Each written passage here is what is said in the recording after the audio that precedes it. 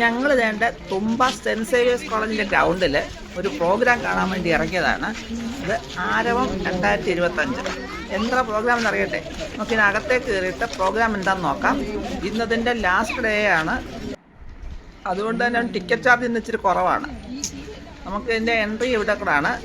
അങ്ങോട്ട് കയറി ചെല്ലുമ്പോൾ തന്നെ അവിടെ കൃഷിയാവശ്യത്തിന് ഉപയോഗിക്കുന്ന ട്രാക്ടർ, അങ്ങനെയുള്ള എന്താ കൊയ്ത്തി എന്താ അങ്ങനെ കുറേ സാധനങ്ങൾ ഇവിടെ വെച്ചിട്ടുണ്ട്.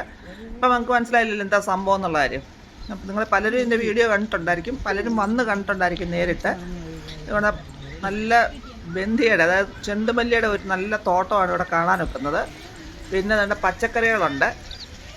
ഞങ്ങൾ വന്ന് ലാസ്റ്റ് ഡേ വന്നപ്പോഴത്തേക്ക് പച്ചമുളകും ക്യാപ്സിക്കവും കുറച്ച് ചീരയും അങ്ങനെയുള്ള സാധനങ്ങളും മാത്രമേ കാണാൻ സാധിച്ചുള്ളൂ. ബാക്കിയെല്ലാം തീർന്നു പോയെന്നാണ് തോന്നുന്നത്.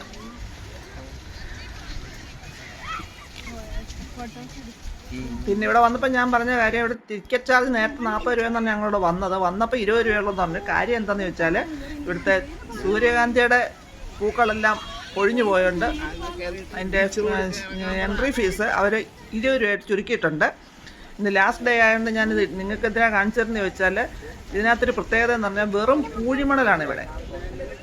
ആ പൂഴിമണലിനകത്തിലും പൊന്ന് വിളയിക്കാമെന്ന് ഒരു യുവ കർഷകൻ തെളിയിച്ചേക്കാണിത്. നമ്മുടെ മാടാമല്ലിയുണ്ട് പല കളറിലെ, അത് കുറച്ച് ഭാഗത്തേ ഉള്ളൂ. ബാക്കിയുള്ളവന് ബന്ധിയാണ്. പിന്നുണ്ടായിരുന്ന സൂര്യകാന്തിയാണ്. സൂര്യകാന്തി മുഴുവൻ പൊഴിഞ്ഞു പോയെന്ന് പറയുന്ന വെളിയിൽ വന്നപ്പോഴേ അറിഞ്ഞു. നമുക്കത് എങ്ങനെയാണെന്ന് നോക്കാമെന്ന്. നല്ല ഭംഗിയായിട്ട് ആ ബന്ധിയൊക്കെ വെച്ചിട്ടുണ്ട്. അതും പലതും അതിന് വാടി തുടങ്ങിയിട്ടുണ്ട്. വിളവെടുപ്പൊക്കെ അതിൻ്റെയും വിളവെടുപ്പെന്ന് വെച്ചാൽ അതിൻ്റെ വിത്തെടുക്കാനൊക്കെ പരുവത്തിലായി വരുന്നുണ്ട്.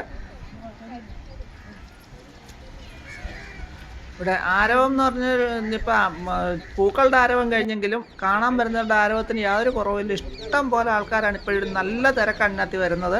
നമ്മൾ വെളിയിൽ വന്ന് വരുമ്പോഴേ വണ്ടി റോഡ് മുതൽ ഇങ്ങി വരും വണ്ടി കിടക്കുകയാണ്. പാർക്കിങ്ങിന് പോലും ഉള്ളിലൊന്നും സ്ഥലമില്ലാത്ത രീതിയിൽ വണ്ടികളുണ്ട്.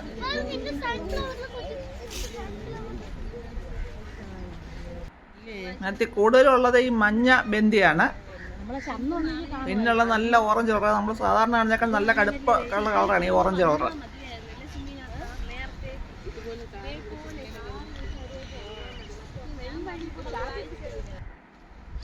പിന്നെ നമ്മളൊക്കെ എല്ലാവരും കണ്ടിട്ടുള്ള സൂര്യകാന്തി, വിരിഞ്ഞ സൂര്യകാന്തി ഉള്ള തോട്ടമാണ് കണ്ടല്ലോ. സുന്ദരവാണ്ടി പോലത്തെയൊക്കെ പോയി കാണാൻ പോകുന്നുണ്ട്.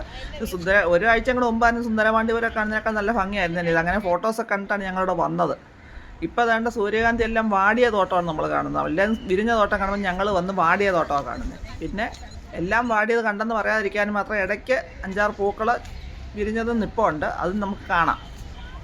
അതിൻ്റെ ആ വിത്തിൻ്റെ ഭാഗമൊക്കെയാണ്. വിത്തൊക്കെ പിള്ളേരൊക്കെ ഒന്ന് കുറച്ച് കളയുന്നത് ഇപ്പോഴും. ഇതൊക്കെ കാണുമ്പോൾ എന്തുമാത്രം വലിയതായിരുന്നു ഇവിടുത്തെ സൂര്യകാന്തി പൂക്കൾ നമുക്ക് ഊഹിക്കാൻ പറ്റുന്നതാണ്.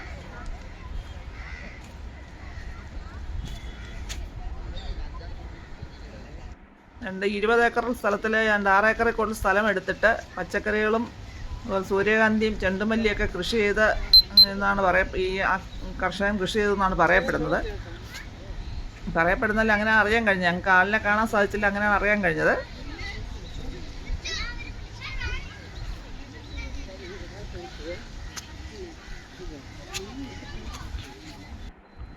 ഞങ്ങൾ വന്നപ്പോൾ എൻ്റെ പകുതി പോലും സ്ഥലത്ത് കാണാനൊന്നുമില്ല.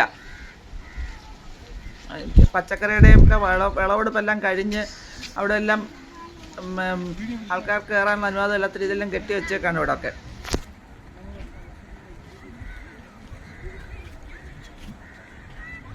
പിന്നെ നമ്മൾ തീരെ സൂര്യകാന്തി ഒന്നും കണ്ടില്ലെന്ന് പറയണ്ട, പൂക്കൾ കണ്ടില്ലെന്ന് പറയാതിരിക്കാൻ മാത്രം അങ്ങും ഇങ്ങൊക്കെ 5-6 പൂക്കൾ ഞങ്ങൾ കണ്ടു. എന്നിട്ട് ഇവിടെയൊക്കെ 5-6 പൂക്കളൊക്കെ പെട്ട് അതൊക്കെ നമ്മൾ കണ്ടു. ആ മണ്ണ് കണ്ടില്ലേ, നല്ല പൂഴിമണലാണ്.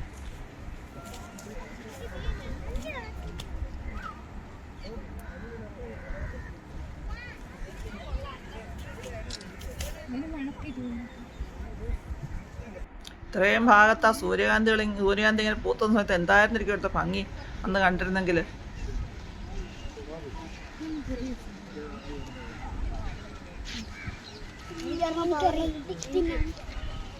ഓണമായി പോയിട്ടോ, ഇല്ലെങ്കിൽ നമുക്ക് ഒരാഴ്ച കൂടെ മുമ്പ് ഒന്ന് കാണാമായിരുന്നു. ഓണത്തിൻ്റെ തിരക്കായി പോയിട്ട് ഒരാഴ്ച മുമ്പ് ഒന്ന് കാണാൻ പറ്റില്ല. അന്നായിരുന്നെങ്കിൽ ഒന്നുകൂടെ നല്ലപോലെ പൂക്കളൊക്കെ അതിനകത്ത് കണ്ടേനെ. ഞാൻ പോലും കണ്ടിട്ടില്ല ഇങ്ങനത്തെ സാധനം. തമിഴ്നാട്ടിൽ പോയപ്പോൾ കണ്ടിട്ടുണ്ട്.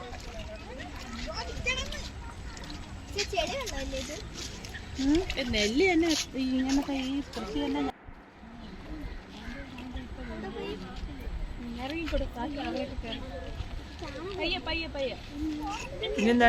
ഇവിടെ കൃഷി ചെയ്തേക്കുന്ന ഒരു സാധനം എന്ന് പറഞ്ഞാൽ നെല്ലാണ്. എൻ്റെ ഇവിടെ നമുക്ക് നെല്ലിൻ്റെ കൃഷി കാണാം. നെൽകൃഷിയൊന്നും ഇപ്പോഴത്തെ തലമുറയ്ക്ക് അറിയത്തില്ല, അതിവിടെ കാണാൻ സാധിക്കുന്നുണ്ട്. പിന്നെ എൻ്റെ അവിടെ കാണുന്ന ചക്രവും അറയും.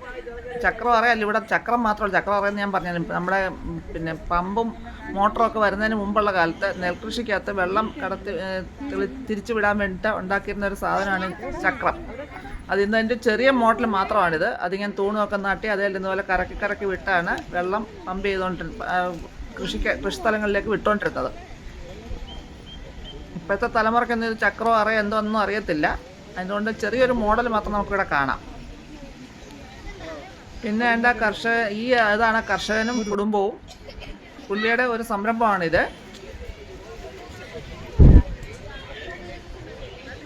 എൻ്റെ ചോളം നിൽപ്പുണ്ട് ഇവിടെ. ചോളം എല്ലാം കൃഷിയൊക്കെ കഴിഞ്ഞെല്ലാം ഉണങ്ങിപ്പോയതാണ്. അതിൻ്റെ ചെടി മാത്രമേ ഇവിടെ കാണാനുള്ളൂ. അതിൻ്റെ വിളവൊന്നും നമുക്ക് കാണാനൊക്കത്തില്ല. ഇവിടെ എല്ലാം കരിഞ്ഞു. ഇതന്നെ അതിന് മറ്റേ എല്ലാം നല്ലതല്ല. മൊത്തം എല്ലാം ചോളമാണ് നിൽക്കുന്നത്.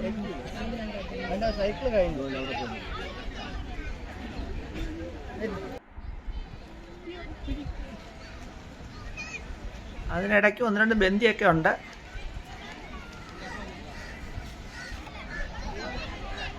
പിന്നെ എൻ്റെ ഇവിടുത്തെ ജനത്തിരക്ക് കണ്ടോ.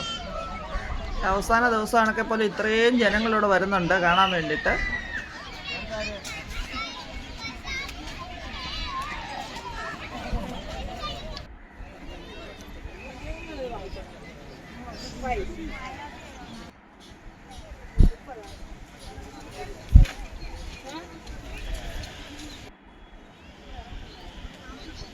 സൂര്യകാന്തി ഇല്ലെങ്കിലും ബന്ദി എങ്കിലും കാണാൻ പറ്റിയത് വലിയ ഭാഗ്യം. ഇത്രയും ബന്ദി കാണാൻ പറ്റിയത്. അവൻ്റെ അച്ഛൻ വിടുന്നില്ല.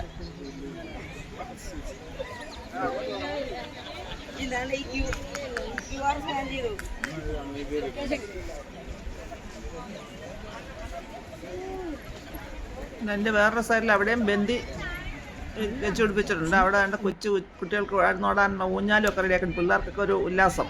വൈകുന്നേരങ്ങളിലൊക്കെ വന്ന അവർക്കൊക്കെ ഊഞ്ഞാലൊക്കെ വെച്ച് പിടിപ്പിച്ചിട്ടുണ്ടായിരുന്നു.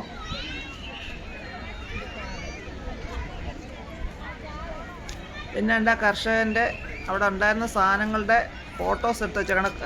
അതിൻ്റെ സെയിൽസ് ഉണ്ടായിരുന്നാണ് ഇതിൽ നിന്ന് മനസ്സിലാക്കാൻ സാധിക്കുന്നത്. അത്ര ഉണ്ടെന്ന് തോന്നുന്നു. അത് ഉണ്ടായിരുന്ന കൃഷികളൊക്കെയാണ് വെച്ചേക്കുന്നത്. നമുക്കൊന്നിപ്പോൾ ഇതൊന്നും കാണാൻ പറ്റിയില്ല. ഇല്ല, ഇതല്ല, അതല്ല പീച്ചിങ്. എന്താ എൻ്റെ പേര്? പീച്ചിങ്ങായി. ഇത് ഏതാണ്ട് സാധനമാണല്ലോ. എന്ത് ഇത്?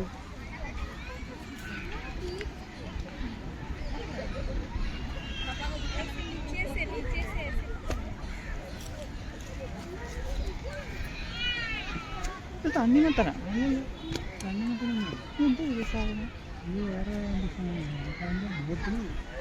ബോട്ടിൽ ഗാർഡ്. ഇനി ഞാൻ ഇവിടെ കാണുന്ന വഴിയുടെ സൈഡിലുണ്ടായിരുന്ന പച്ചക്കറി കൃഷികളാണ്. പാവല, പടവലം, ബോട്ടിൽ ഗാർഡ്, ചോരക്കല്ല, അങ്ങനത്തെ ഒരു സാധനം എനിക്കറിയത്തില്ല. അതൊക്കെയാണ് ഉള്ളത്. പാവലൊക്കെ അതിന്റെ അവസാന സ്റ്റെപ്പ് ഭാഗം മാത്രം നമുക്ക് അവസാനം കാകൾ മാത്രം കാണാൻ ഒക്കുന്നുള്ളൂ. ഇവിടെ നല്ലപോലെ പാവയ്ക്കൊക്കെ ഉണ്ടായിരുന്ന ഫോട്ടോസിൽ കൂടെ മനസ്സിലാക്കിയിട്ടുണ്ട്. അങ്ങനെയാണ് കാണാൻ വന്നത് തന്നെ. പയറൊക്കെ ആദ്യം ഉണ്ടാക്കി തന്നെ ഇന്നത്തെയാണ് തോന്നിയിരിക്കുന്നത്. ചൊരക്ക എന്തോ സാധനമാണിത്. പിന്നെ ഇവിടെ കണ്ട സാധനം ബോട്ടിൽ ഗാർഡാണ്. അത് 2 വെറൈറ്റി ഇവിടെ കാണാൻ ഒക്കുന്നുണ്ട്. ഇതൊരു ബോട്ടിൽ ഗാർഡാണ്. ഇതെല്ലാം വേറൊരു വെറൈറ്റി ഇവിടെ കാണാൻ. ഇത് അതിൻ്റെ വേറൊരു വെറൈറ്റി ആണെന്നാണ് പറയുന്നത്. പിന്നെ ഇവിടെ നിലത്തൊക്കെ ഒത്തിരി സാധനങ്ങളും തണ്ണിമത്തനും ഒക്കെ ചെറിയ ചെറിയ തണ്ണിമത്തൻ അവിടെ ഇവിടെയൊക്കെ നിലത്ത് വീണ് കിടക്കുന്നതായിട്ടാണ്. എല്ലാം വെള്ളിയൊക്കെ കരിഞ്ഞു പോയിട്ട് അങ്ങും ഇനി ഓരോ തണ്ണിമത്തൻ മാത്രമേ നിലത്ത് വീണ് കിടക്കുന്ന മാത്രമേ കണ്ടു. ബാക്കിയുള്ള ഭാഗങ്ങളാണ് കിടക്കുന്നത്. പിന്നെ പയറുണ്ട്. കടലൊക്കെ ചെറുതായി പോയതാണോ നീളം കുറഞ്ഞ സൈസാണ്. ഇവിടെ അതിൻ്റെ മറ്റേ സാധനം കിടക്കുന്നില്ലയോ. ഇങ്ങോട്ട് വരുമ്പോൾ നമ്മുടെ പീച്ച് ഇതുണ്ട്. അതുകൊണ്ട് വലിയ മുട്ടം പീച്ചിങ് കിടക്കുന്നുണ്ട്. വിത്തിന് എടുത്തേക്കുന്നതായിരിക്കും. ഇതും ബോട്ടിൽ ഗാർഡിന് വരണോ അല്ലേ? ബോട്ടിൽ ഗാർഡിന് വേറെ സാധനം ഇത് ഈ കിടക്കുന്നത് മനസ്സിലാക്കാൻ ഇത് വലിയ കാര്യം എന്ന് പറഞ്ഞാൽ കൃഷിയെ സ്നേഹിക്കുന്നവരാണെങ്കിൽ വെറും പൂഴിമണ്ണിൽ പോലും നമുക്ക് പൊന്ന് വിളയിച്ചെടുക്കാം എന്നുള്ള ഒരു കാര്യം നമുക്ക് ഇവിടെ ഒന്ന് മനസ്സിലാക്കാനൊക്കെ ആ കർഷകൻ അത് നമ്മളെ മനസ്സിലാക്കി തന്നിട്ടുണ്ട്.